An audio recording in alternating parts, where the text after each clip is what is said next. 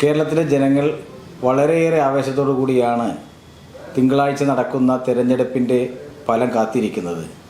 ഐക്യജനാധിപത്യ മുന്നണിയുടെ പ്രവർത്തകരും നേതാക്കളും 100% ആത്മവിശ്വാസത്തോടു കൂടി 100-ലധികം സീറ്റോടു കൂടി ഐക്യജനാധിപത്യ മുന്നണിയുടെ ഗവൺമെൻറ് തിരിച്ചു വരുമെന്ന ശുഭപ്രതീക്ഷയിലാണ് ഞങ്ങളൊക്കെ കാത്തിരിക്കുന്നത്. അത് കേരളത്തെ കഴിഞ്ഞ 10 വർഷമായി ഭരിച്ചു മുടിച്ച പിണറായി വിജയൻ്റെ നേതൃത്വത്തിലുള്ള ഗവൺമെൻറ്റിനെതിരായി ജനങ്ങൾ വിധി എഴുതിയത് തിങ്കളാഴ്ചയോടുകൂടി പുറത്തു വരാൻ പോവുകയാണ്. അതുപോലെ തന്നെ പെരിന്തൽമണ്ണയിൽ നമുക്കറിയാം, ഐക്യജനാധിപത്യ മുന്നണിയുടെ പൊന്നാപുരം കോട്ടയായി പെരിന്തൽമണ്ണ വീണ്ടും മാറാൻ പോകുന്ന ഒരു സാഹചര്യമാണ് നമ്മുടെയൊക്കെ മുന്നിലുള്ളത്. 15,000-ലധികം വോട്ടിൻ്റെ ഭൂരിപക്ഷത്തിൽ നജീബ് കാന്തപുരം MLA ആയി തിരഞ്ഞെടുക്കപ്പെടും എന്ന് തന്നെയാണ് ഞങ്ങളുടെയൊക്കെ കണക്കുകൂട്ടൽ. അതിലൊന്നും ഒരു വ്യത്യാസവുമില്ലാത്ത രീതിയിലുള്ള ഫലമായിരിക്കും വരാൻ പോകുന്നത് എന്നാണ് ഞങ്ങളൊക്കെ കാത്തിരിക്കുന്നത്.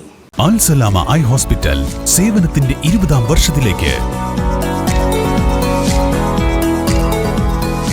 21 ലക്ഷത്തോളം സന്തുഷ്ടരായ ഉപഭോക്താക്കളും 2 ലക്ഷത്തോളം തിമിര ശസ്ത്രക്രിയകളും പൂർത്തിയാക്കിയ മലബാറിലെ ഏക കണ്ണാശുപത്രി.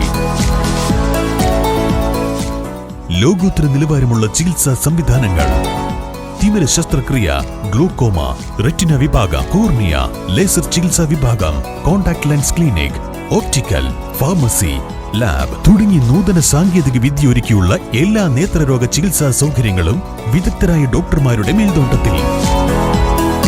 അൽ Salama eye hospital, hospital road, Perinthalmanna.